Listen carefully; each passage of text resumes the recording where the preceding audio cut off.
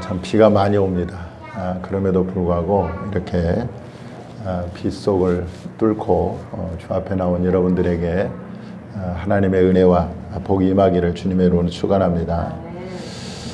오늘 본문은 예수님이 12살 때에 있었던 이야기를 기록하고 있습니다.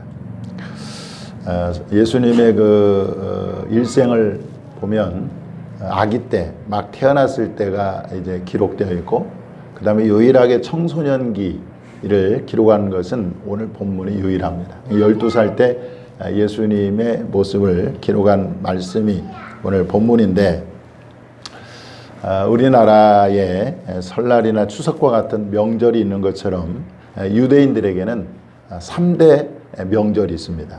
첫째는 유월절이고, 두 번째로는 오순절이고, 세 번째로는 수장절입니다. 이러한 절기들은 다 예수 그리스도와 관계가 다 있는 거죠. 예수 그리스도를 상징합니다. 예수님이 언제 돌아가셨느냐? 바로 유월절에 돌아가 십자가에서 유월절에 어린 양이 되셔서 십자가에서 죽으셨고, 그 다음에 이 오순절은 뭐냐면 예수님께서 이제 부활하시고 승천하신 후에 50일이 지나서 하나님께서 성령을 보내셨어요. 성령 강림절이 바로 이 오순절입니다. 그 다음에 이 수장절은 뭐냐면 곡식을 저장하는 절기인데, 이것은 예수님의 재림과 관련이 있습니다. 그래서 유월절, 오순절은 이미 역사 가운데 다 성취가 됐어요. 그러나 이 수장절, 곡식을 저장하고 또 예수님의 재림과 관련된 이 수장절은 아직 예수님이 재림하지 않았기 때문에 이제 지금 성취 중에 있다, 이렇게 말할 수가 있습니다. 제가 최근에 눈에 띄는 그 성경 구절을 하나 발견했습니다.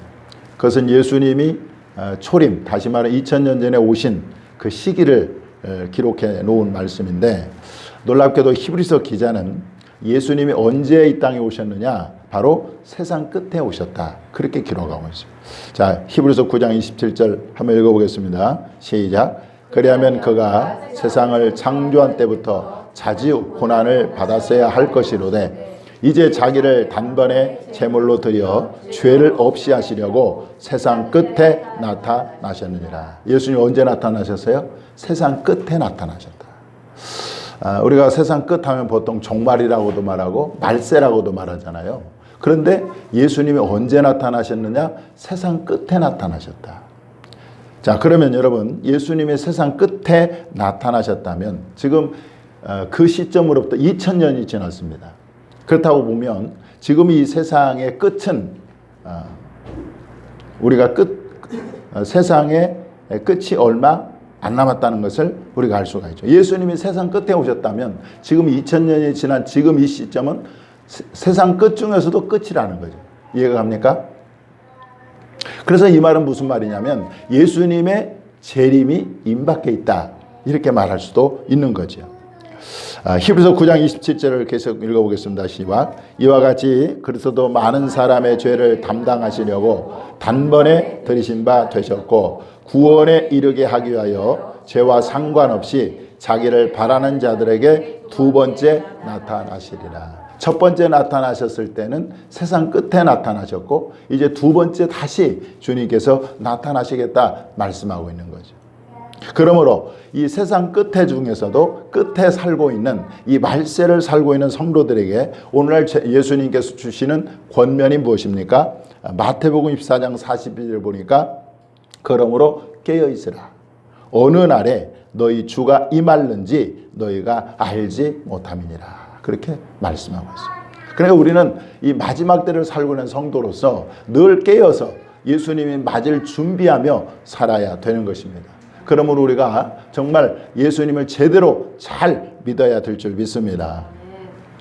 우리나라는 명절이 되면 어디로 가죠? 추석이나 설날이 되면 고향으로 갑니다. 고향으로 가서 뭐 합니까? 제사를 드리죠. 근데 유대인들은요, 이 명절이 되면 어디로 가냐면 예루살렘으로 다 몰려가요.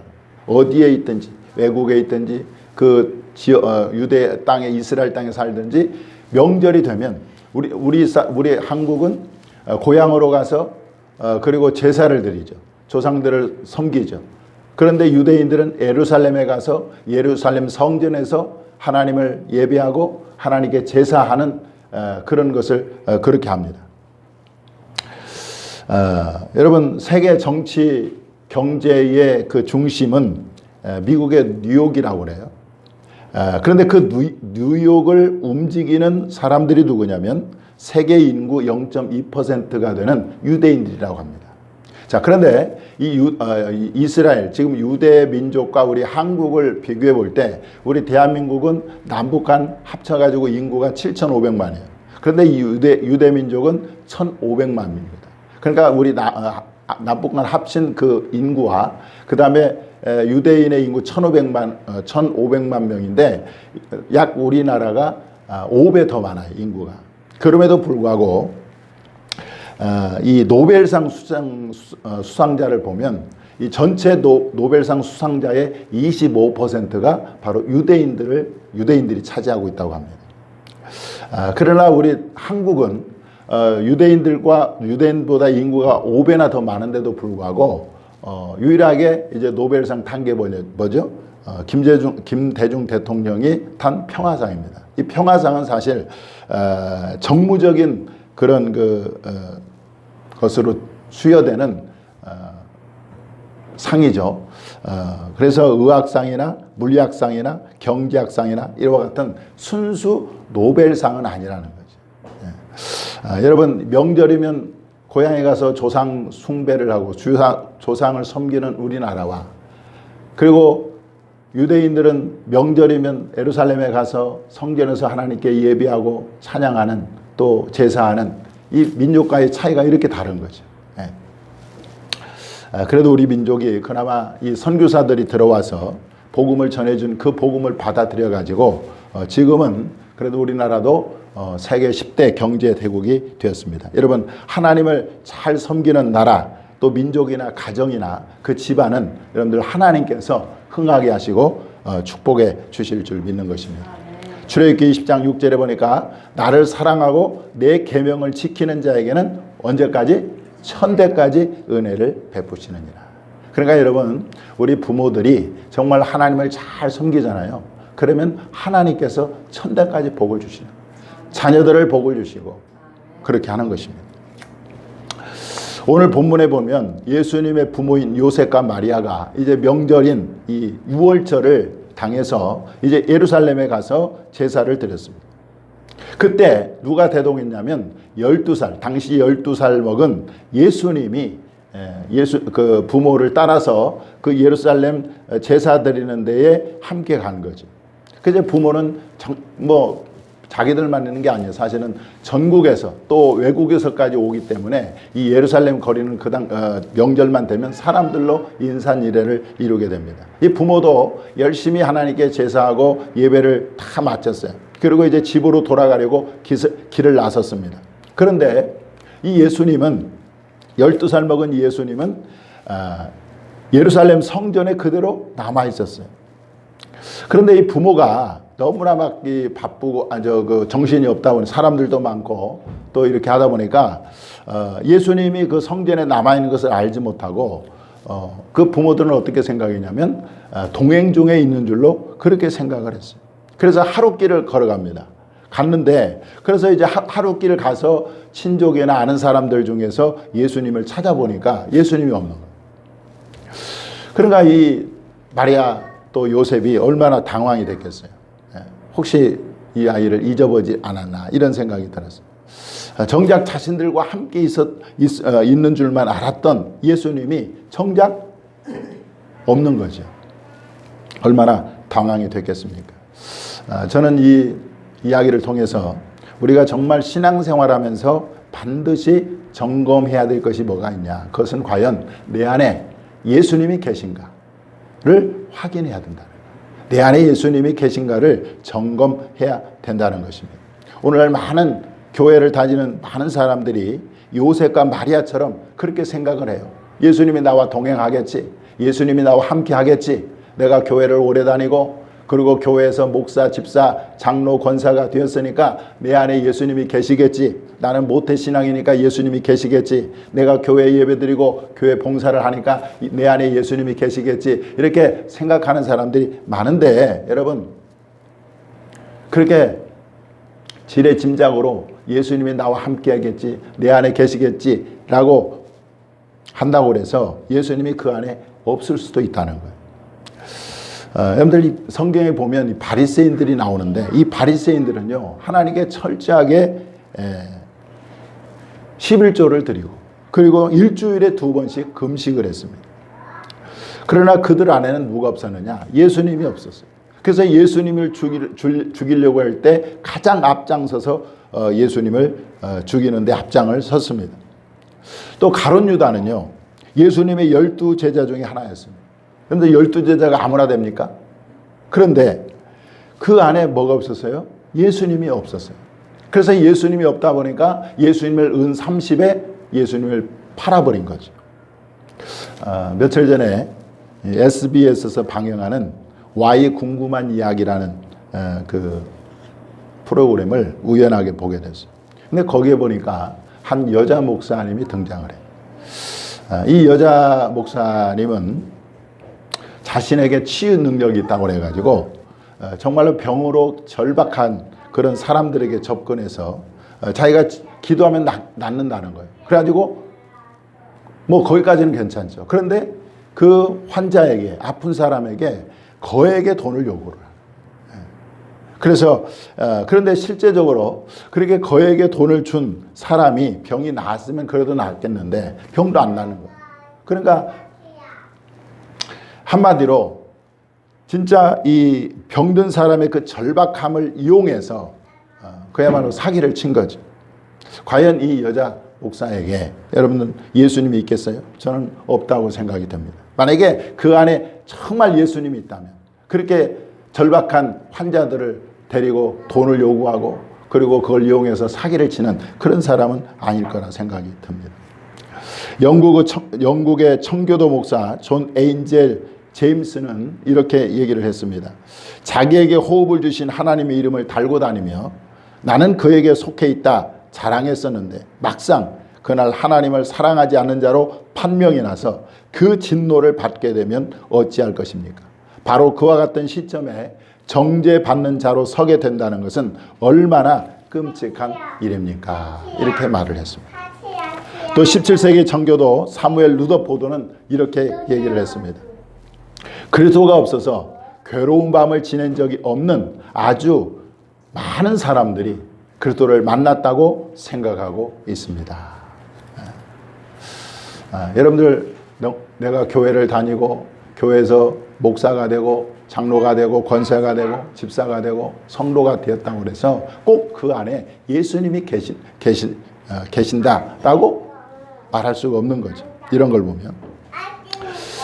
그래서 우리는 내 안에 예수님이 계신 것을 반드시 확인을 해야 된다는 거예요. 왜 확인하는 거 중요하느냐? 예수님이 그 사람 안에 있고 없고로 말미암아 그 사람의 영원한 삶이 결정이 된다. 예수님이 있는 사람은 그 안에 뭐가 있어요? 영원한 생명이 있는 거예요. 그러나 예수님이 없는 사람은 아무리 그 사람이 교회를 오래 다니고 직분을 맡았다 할지라도 그 안에 뭐가 없습니까? 영원한 생명이 없는 것입니다. 요한일서 5장 11절 12절 한번 읽어보겠습니다. 시작. 또 증거는 이것이니 하나님이 우리에게 영생을 주신 것과 이 생명이 그의 아들 안에 있는 그것이니라. 아들이 있는 자에게는 생명이 있고 하나님의 아들이 없는 자에게는 생명이 없느니라. 그러니까 여러분 예수님이 있고 없고에 따라서 나의 영원한 삶이 결정이 된다는 거예요.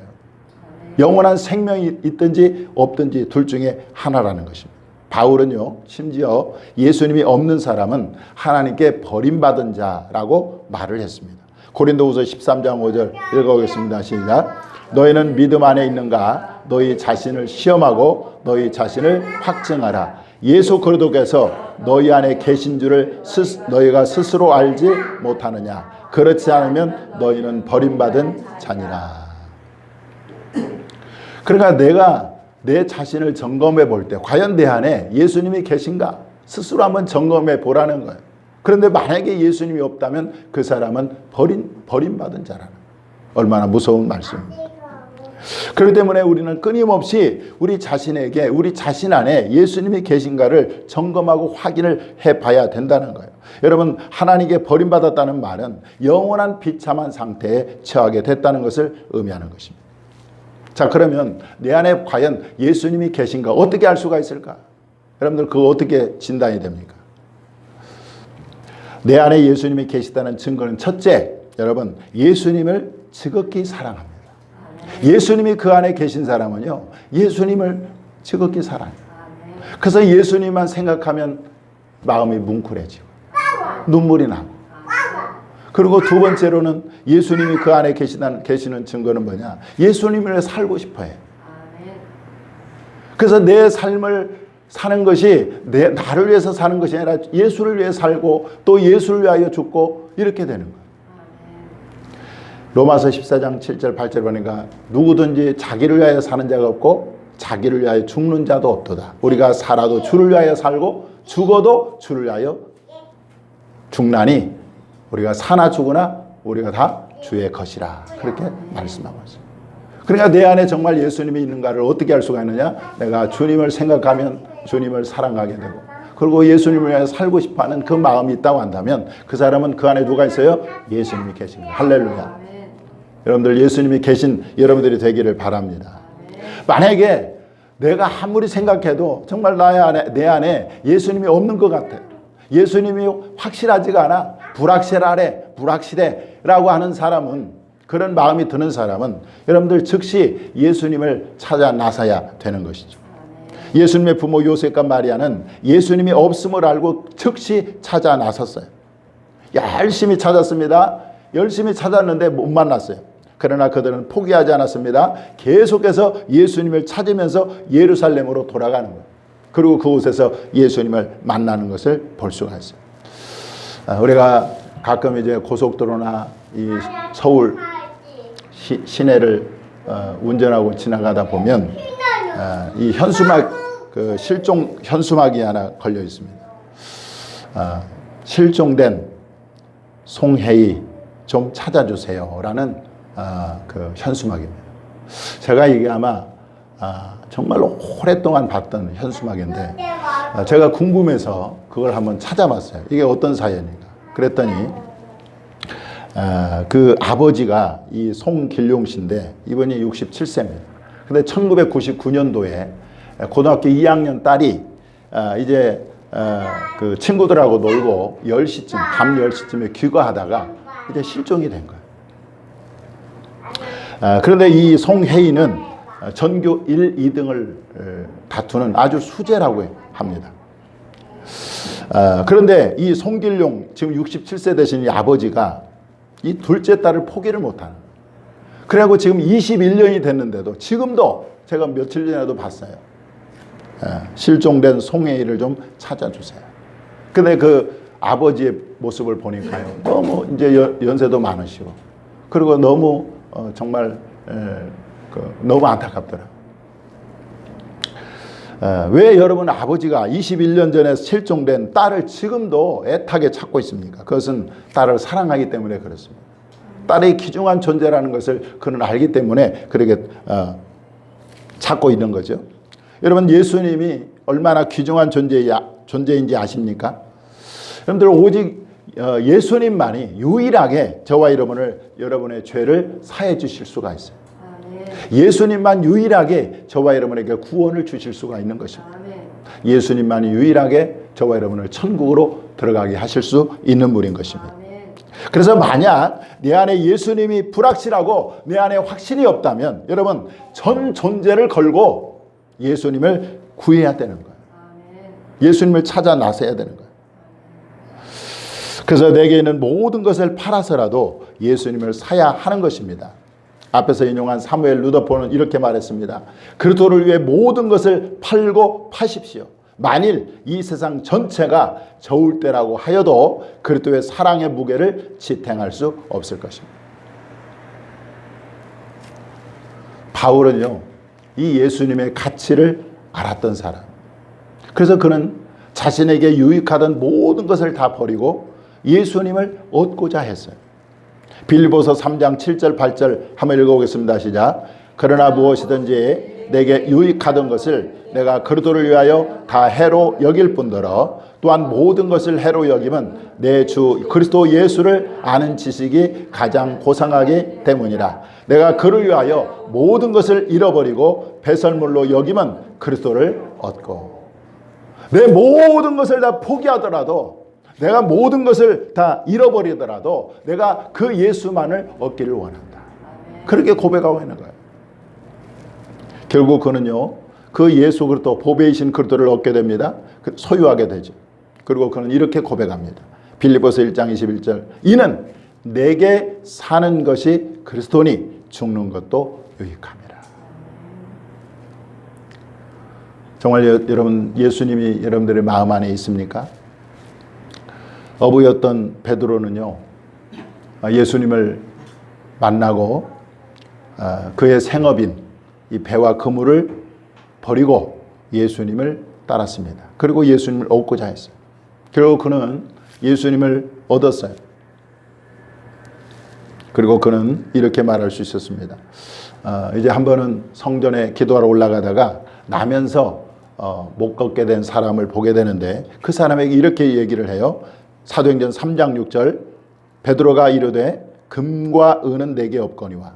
자, 내게 있는 이것을 내게 주노니. 내게 있는 이것을 내게 주노니 나사렛 예수 그리스도의 이름으로 일어나 걸으라.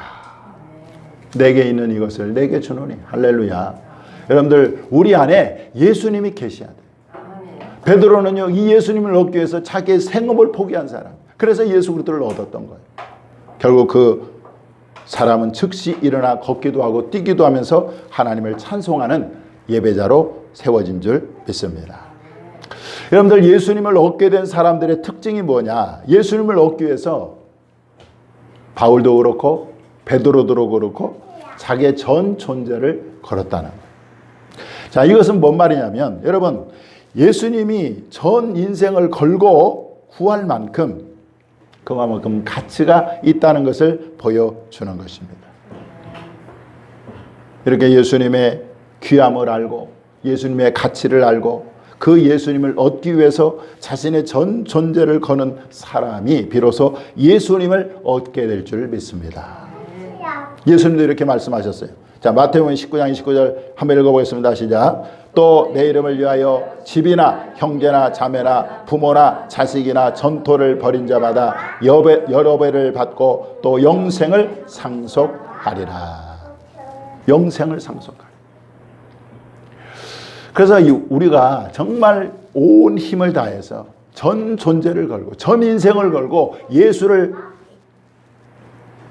가져야 되는 이유, 소유되어야 되는 이유가 바로 우리의 삶이 우리 죽음 이후의 삶이 결정이에요. 영원한 천국이냐?